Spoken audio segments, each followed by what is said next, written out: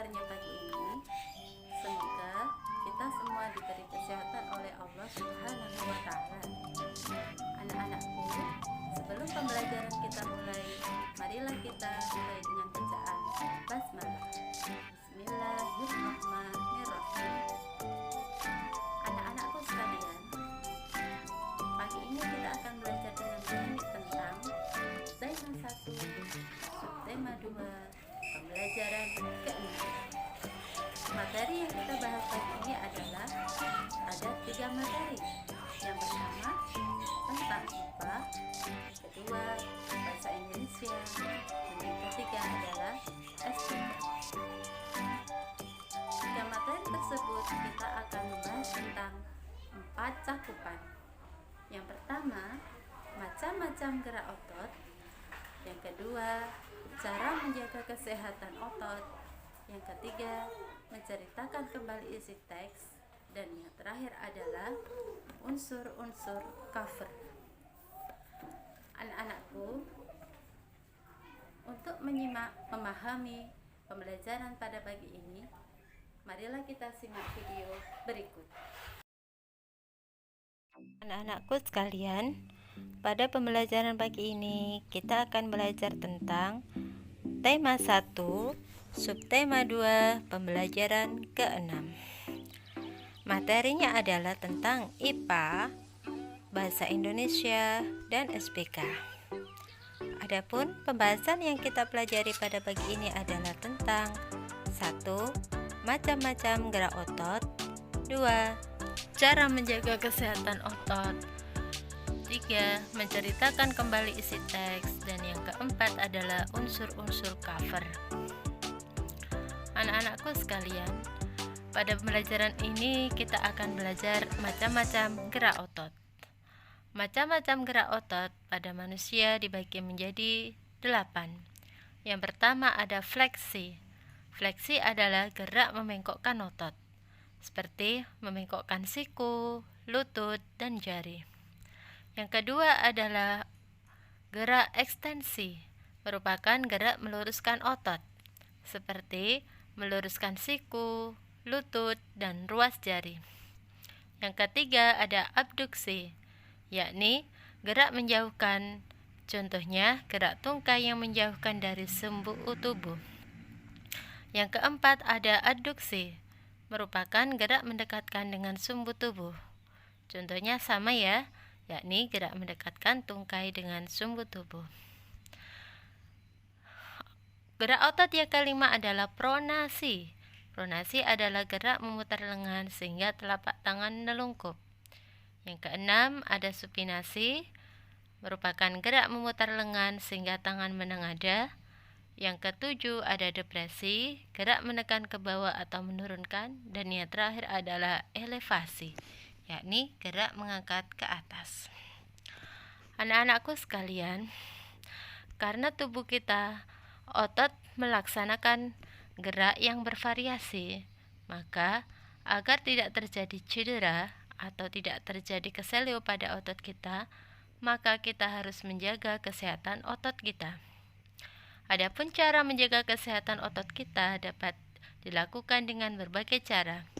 Yang pertama, menghindari gerakan yang membebani kerja otot, melakukan peregangan, melakukan latihan rutin dengan berolahraga, memenuhi kebutuhan cairan tubuh dengan banyak minum air putih, kemudian mengonsumsi makanan yang bergizi, yakni makanan yang mengandung 4 sehat 5 sempurna, dan yang terakhir adalah meringankan nyeri otot. Anak-anakku, kita lanjutkan ke pembahasan bahasa Indonesia. Langkah-langkah menceritakan kembali isi teks berdasarkan ide pokok dibagi menjadi 6 langkah. Yang pertama, catatlah informasi penting dari teks. Setelah kita membaca semua teks mulai keseluruhan dari awal sampai akhir, baru kita menuliskan informasi penting dari teks. Langkah yang kedua, buatlah ide pokok dari teks. Dari tiap-tiap paragraf tersebut, kita akan menemukan ide pokok tersebut. Langkah yang ketiga, buatlah kalimat utama yang berisi ide pokok. Yang keempat, buatlah beberapa kalimat yang berisi informasi penting dari teks. Nanti beberapa kalimat tersebut akan menjadi kalimat pengembang atau kalimat penjelas dari kalimat utama. Yang kelima, perhatikan ejaan dan pemilihan kata saat membuat kalimat. Ingat, dalam membuat kalimat, ejaan harus sesuai dengan EYD, ejaan yang disempurnakan. Kemudian pemilihan katanya harus efektif dan cara penulisan katanya harus diperhatikan, penulisan huruf besar maupun kecil. Yang terakhir adalah susunlah kalimat utama dan kalimat pengembang hingga menjadi sebuah paragraf. Ingat, dalam menulis paragraf harus menjorok ke dalam. Sekarang kita bahas materi SPK. Anak-anak, pernahkah kamu melihat cover atau sampul buku bacaan? Nah, sampul atau cover buku bacaan itu memiliki nilai yang baik atau memiliki nilai karismatik apabila memenuhi beberapa unsur. Di antaranya ada 6 unsur. Yang pertama, harus ada judul dengan huruf yang menarik. Yang kedua, harus ada kalimat penjelas. Kemudian ada nama penulis. Kemudian ada gambar yang menarik. Yang kelima, terdapat sinopsis atau ringkasan, biasanya terletak di belakang buku cover. Kemudian yang terakhir adalah identitas yang terdapat pada punggung buku. Anak-anak, perhatikan contoh gambar cover depan buku berikut. Di sini ada contoh cover bagian depan. Sekarang mari kita amati unsur-unsur yang terdapat dalam cover tersebut. Yang pertama, apakah ada judul cover tersebut? Ya, ada ya. Judulnya adalah Otot dan Tulang.